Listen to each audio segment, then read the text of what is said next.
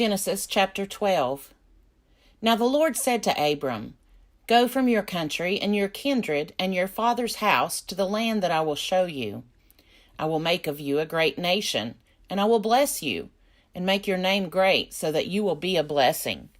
I will bless those who bless you, and the one who curses you I will curse, and in you all the families of the earth shall be blessed. So Abram went, as the Lord had told him, and Lot went with him. Abram was 75 years old when he departed from Haran. Abram took his wife Sarah and his brother's son Lot, and all the possessions that they had gathered, and the persons whom they had acquired in Haran, and they set forth to go to the land of Canaan. When they had come to the land of Canaan, Abram passed through the land to the place at Shechem, to the oak of Moreh. At that time the Canaanites were in the land. Then the Lord appeared to Abram and said, To your offspring I will give this land. So he built there an altar to the Lord, who had appeared to him. From there he moved on to the hill country, on the east of Bethel, and pitched his tent, with Bethel on the west and Ai on the east. And there he built an altar to the Lord, and invoked the name of the Lord. And Abram journeyed on by stages toward the Negeb. Now there was a famine in the land, so Abram went down to Egypt to reside there as an alien, for the famine was severe in the land. When he was about to enter Egypt, he said to his wife Sarah, I know well that you are a woman beautiful in appearance, and when the Egyptians see you, they will say, This is his wife. Then they will kill me, but they will let you live. Say you are my sister, so that it may go well with me because of you, and that my life may be spared on your account. When Abram entered Egypt, the Egyptians saw that the woman was very beautiful. When the officials of Pharaoh saw her, they praised her to Pharaoh, and the woman was taken into Pharaoh's house.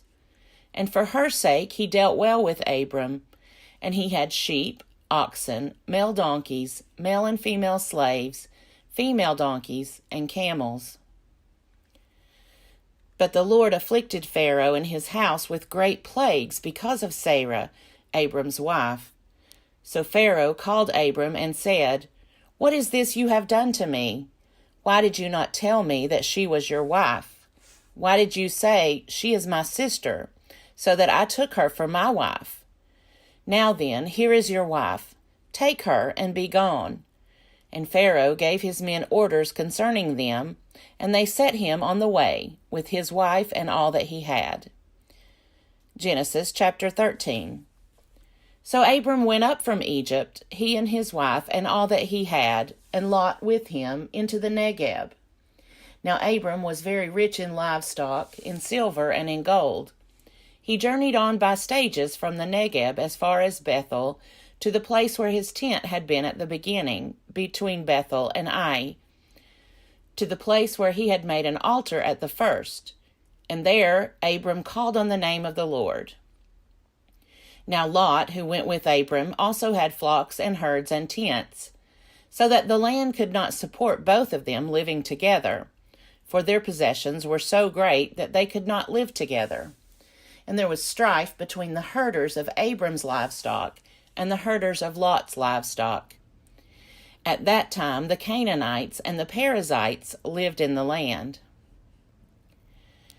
Then Abram said to Lot, Let there be no strife between you and me, and between your herders and my herders, for we are kindred. Is not the whole land before you? Separate yourself from me. If you take the left hand, then I will go to the right, or if you take the right hand, then I will go to the left. Lot looked about him, and saw that the plain of the Jordan was well watered everywhere, like the garden of the Lord, like the land of Egypt, in the direction of Zoar. This was before the Lord had destroyed Sodom and Gomorrah. So Lot chose for himself all the plain of the Jordan, and Lot journeyed eastward. Thus they separated from each other. Abram settled in the land of Canaan, while Lot settled among the cities of the plain, and moved his tent as far as Sodom. Now the people of Sodom were wicked, great sinners against the Lord. The Lord said to Abram, after Lot had separated from him, "Raise your eyes now, and look from the place where you are, northward and southward, and eastward and westward. For all the land that you see I will give to you and to your offspring forever. I will make your offspring like the dust of the earth, so that if one can count the dust of the earth, your offspring also can be counted. Rise up, walk through the length and the breadth of the land, for I will give it to you." So Abram moved his tent, and came and settled by the oaks of Mamre, which are at Hebron, and there he built an altar to the Lord. Genesis chapter 14. In the days of King Amraphel of Shinar, King Arioch of Elasar, King Chedorlaomer of Elam, and King Tidal of Goim, these kings made war with King Bera of Sodom, King Bersha of Gomorrah, King Shinab of Admah, King Shemeber of Zeboim, and the king of Bela, that is, Zoar. All these joined forces in the valley of Siddim, that is, the Dead Sea. 12 years they had served Chedorlaomer, but in the 13th year they rebelled. In the 14th year Chedorlaomer and the kings who were with him came and subdued the Rephaim in Ashtaroth Karnaim, the Zuzim in Ham, the Emim in Shavah-Kiriathaim, and the Horites in the hill country of Seir, as far as El Paran on the edge of the wilderness. Then they turned back and came to En-Mishpat, that is, Kadesh, and subdued all the country of the Amalekites, and also the Amorites who lived in Hazazon Tamar. Then the king of Sodom, the king of Gomorrah, the king of Admah, the king of Zeboim, and the king of Bela, that is Zoar, went out, and they joined battle in the valley of Siddim, with King Chedorlaomer of Elam, King Tidal of Goim, King Amraphel of Shinar, and King Arioch of Elasar, 4 kings against 5. Now the valley of Siddim was full of bitumen pits, and as the kings of Sodom and Gomorrah fled, some fell into them, and the rest fled to the hill country. So the enemy took all the goods of Sodom and Gomorrah and all their provisions and went their way. They also took Lot, the son of Abram's brother, who lived in Sodom, and his goods, and departed. Then one who had escaped came and told Abram the Hebrew, who was living by the oaks of Mamre the Amorite, brother of Eshcol, and of Aner. These were allies of Abram.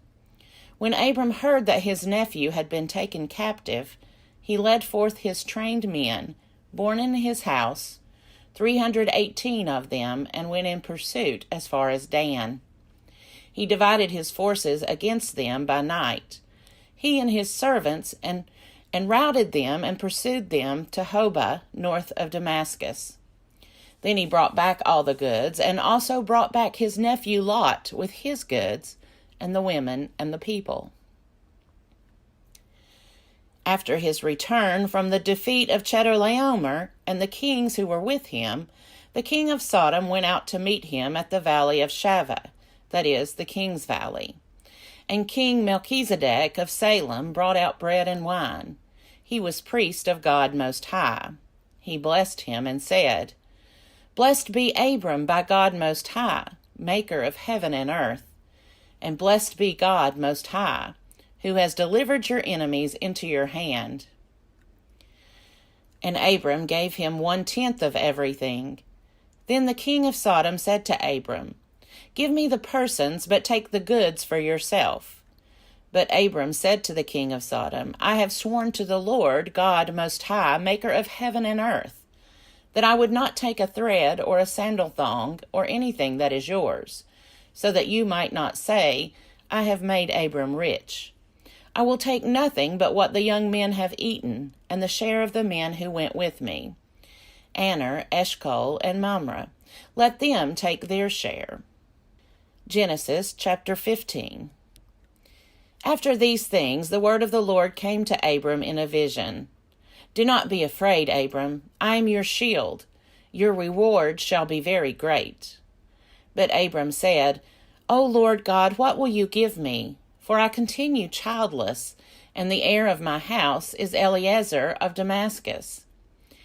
And Abram said, You have given me no offspring, and so a slave born in my house is to be my heir. But the word of the Lord came to him, This man shall not be your heir. No one but your very own issue shall be your heir. He brought him outside and said, Look toward the heaven, and count the stars, if you are able to count them. Then he said to him, So shall your descendants be. And he believed the Lord, and the Lord reckoned it to him as righteousness.